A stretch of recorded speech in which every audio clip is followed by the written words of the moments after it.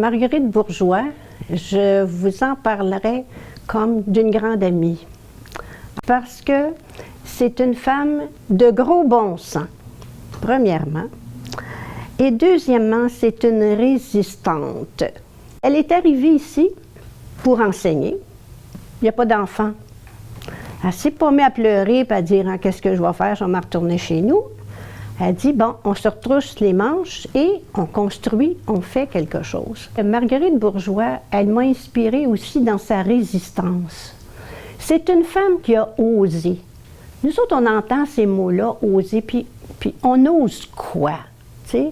Alors, elle a osé toujours mettre en œuvre ce pourquoi elle voulait que la congrégation soit, c'est-à-dire des filles séculières.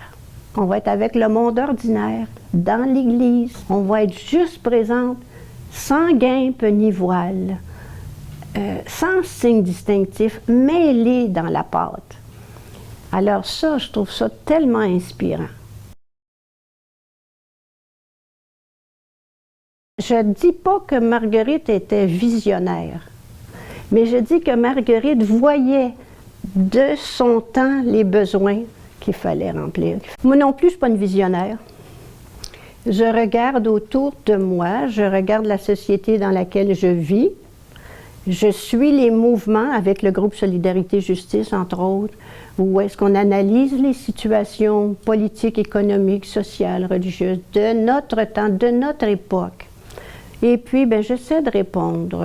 Puis c'est simple, hein? C'est pas des choses compliquées. C'est pas difficile de sourire. C'est pas difficile de donner un petit mot d'encouragement à quelqu'un. Qu'est-ce que c'est, là, de juste aller s'asseoir dans un parc? Un bel après-midi, on s'assoit dans le parc, on regarde les gens. À un moment donné, il y en a qui viennent s'asseoir. « Bonjour, comment ça va? » Puis, tu sais, c'est quelque chose de simple. J'ai souvent dit, la sainteté, c'est peut-être tellement simple qu'on passe à côté. C'est ça que faisait Marguerite. Elle était dans son milieu et selon les circonstances, elle répondait aux besoins. Je ne suis plus dans l'école officielle, mais je suis toujours une éducatrice. Je ne peux pas faire autrement.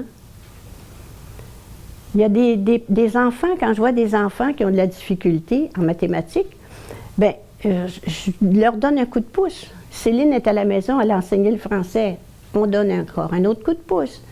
Des immigrés qui sont par chez nous, parce qu'on est entouré, c'est très cosmopolite, on est entouré, bien, il y en a qui ont besoin de remplir des formulaires, des choses comme ça, tu sais.